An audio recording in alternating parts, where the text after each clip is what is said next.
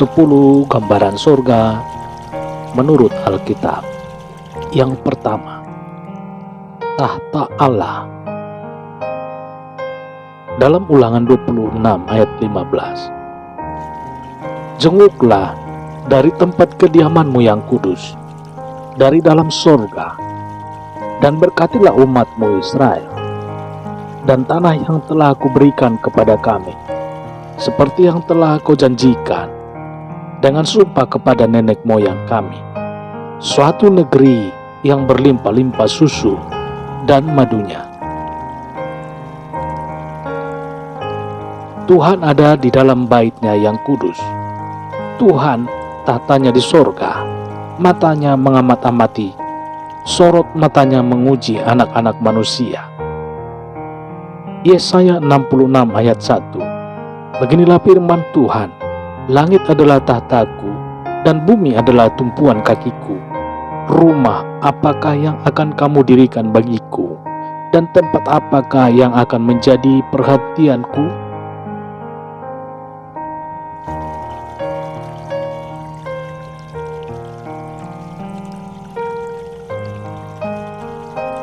Yang kedua, tempat di mana Allah akan memberi upah kepada umat-Nya. Matius 5 ayat 12. Bersukacita dan bergembiralah, karena upahmu besar di sorga, sebab demikian juga telah dianiaya nabi-nabi sebelum kamu. Yang ketiga, tempat yang aman dari pencurian dan kerusakan. Matius 6 ayat 20. Tetapi kumpulkanlah bagimu harta di sorga ngengat dan karat tidak merusakkannya, dan pencuri tidak membongkar serta mencurinya.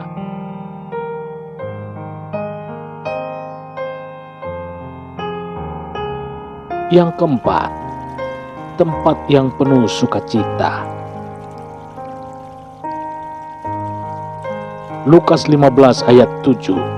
Aku berkata kepadamu, demikianlah juga akan ada sukacita di sorga, karena satu orang berdosa yang bertobat, lebih daripada sukacita karena 99 orang benar yang tidak memerlukan pertobatan.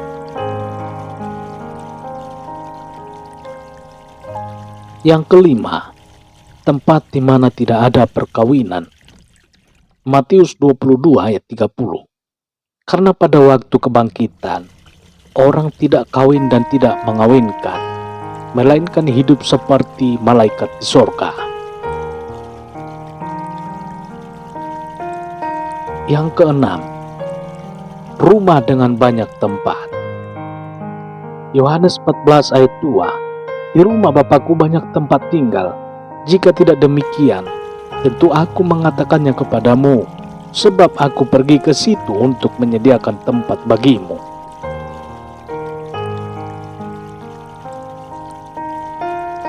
Yang ketujuh, rumah di mana terdapat kebenaran.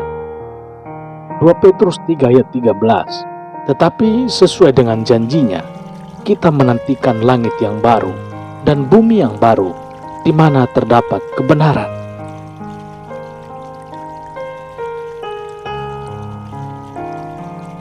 Yang kedelapan, Taman Firdaus. Wahyu 2 ayat 7. Siapa bertelinga hendaklah ia mendengarkan apa yang dikatakan Roh kepada jemaat-jemaat. Barang siapa menang, dia akan kuberi makan dari pohon kehidupan yang ada di Taman Firdaus Allah. Yang kesembilan, tempat di mana tidak ada kelaparan, kehausan, panas terik yang membakar dan air mata.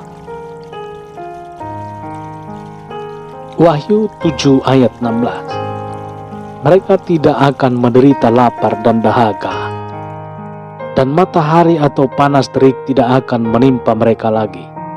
Ayat 17. Sebab anak domba yang di tengah-tengah tahta itu akan mengembalakan mereka dan akan menuntun mereka ke mata air kehidupan, dan Allah akan menghapus segala air mata dari mata mereka. Yang ke-10, tempat kemenangan dan orang-orang di situ memainkan kecapi.